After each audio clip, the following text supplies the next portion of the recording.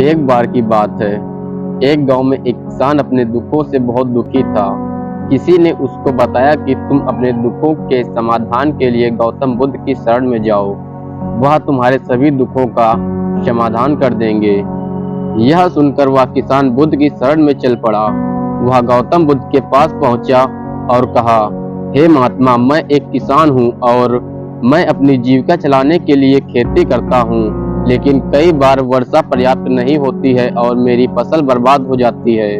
किसान ने आगे कहा, मैं विवाहित हूँ, मेरी पत्नी मेरा ख्याल रखती है और मैं उससे प्रेम करता हूँ, लेकिन कभी कभी वह मुझे परेशान करती है, जिससे मुझे लगता है कि मैं उससे ऊब सा गया हूँ और मुझे लगता है कि अगर वह मेरे जीवन में नहीं होती तो कितना अच्छा होता। गौतम बुद्ध उस किसान की बात शांतिपूर्वक सुनते रहे। किसान ने आगे कहना जारी रखा और बोला, मेरे बच्चे भी हैं, वो अच्छे हैं, लेकिन कभी कभी वो मेरी बात नहीं मानते और उस समय मुझे बहुत क्रोध आता है। लगता है वो मेरे बच्चे ही नहीं है। किसान ऐसी ही बातें बुद्ध से करता गया और उसने अपने सारे दुखों को एक एक करके बताया। गौतम बुद्ध ध्यानपूर्वक उस किसान की समस्याओं को सुनते गए। उन्होंने बीच में एक शब्द नहीं कहा। किसान अपनी समस्याएं बताता चला गया और आखिर में किसान के पास बताने के लिए कोई समस्या नहीं बची। अपना मन हल्का हो जाने के बाद वह चुप हो गया और बुद्ध के जवाब की प्रतीक्षा करने लगा, लेकिन बुद्ध ने कुछ नहीं कहा। किसान अब और सब्र नहीं कर सकता था। वह आवाज ऊंची करते हुए बोला, क्या आप मेरी समस्याओं का समाधान नहीं करेंगे?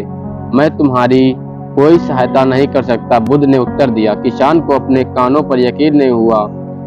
ये आप क्या कह रहे हैं? लोग तो बोलते हैं कि आप सभी के दुखों का निवारण कर देते हैं, तो क्या आप मेरे दुखों का निवारण नहीं करेंगे?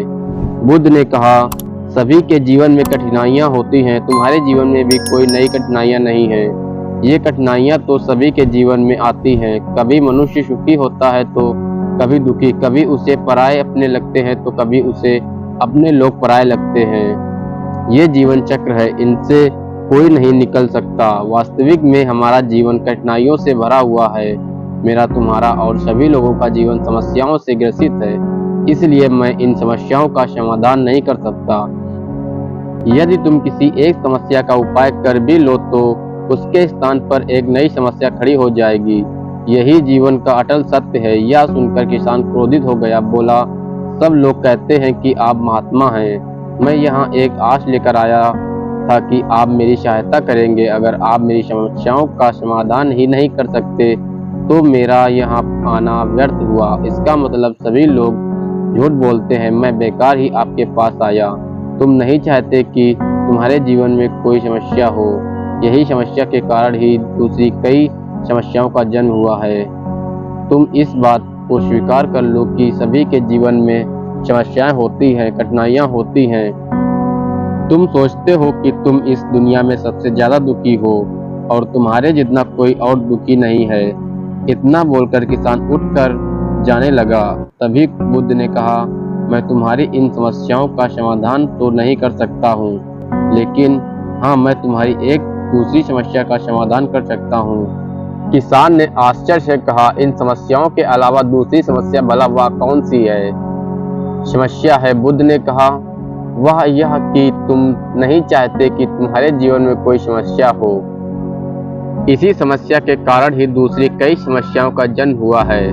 तुम इस बात को स्वीकार कर लो कि सभी के जीवन में समस्याएं होती हैं, कठिनाइयां होती हैं। तुम सोचते हो कि तुम इस दुनिया में सबसे ज्यादा दुखी हो और तुम्हारे जितना कोई और दुखी नहीं है। तुम अपने आसपास देखो, क्या वो लोग तुमसे कम दुखी हैं? तुम्हें अपना दुख बड़ा लगता है, लेकिन जो लोग तुम्हारे आसपास रहते हैं उनको उनका दुख बड़ा लगता है। इस दुनिया में सभी को अपना दुख बड़ा लगता है, चाहे दुख छोटा हो या फिर बड़ा हो, लेकिन वह जिसके साथ घट रहा है उसके लिए वह दुख बड़ा प्रतीत होता है। अगर तुम ध्यानपूर्वक देखोगे तो समझ जाओगे कि यह जीवन सुख दुख से भरा हुआ है। इसको तुम कभी नहीं बदल सकते हो, लेकिन हाँ, तुम सुख दुख से ऊपर अवश्य उठ सकते हो। यह तुम्हारे लिए संभव है।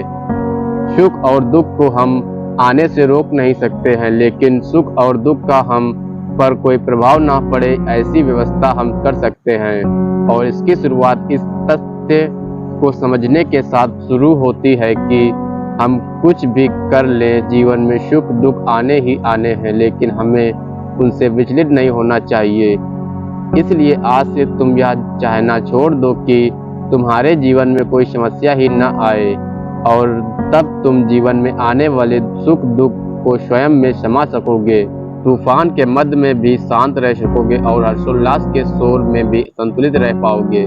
किसान बुद्ध के चरणों में गिर पड़ा। वह समझ चुका था कि अब उसे क्या करना है। मित्रों, यह जीवन सुख दुख से भरा हुआ है।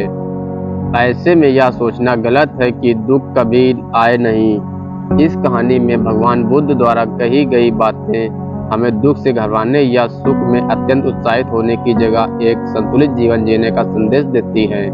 यदि आपको ये कहानी पसंद आई हो तो कृपया इसे अपने दोस्तों के साथ शेयर करें। जय हिंद दोस्तों, एंड वंदे मातरम।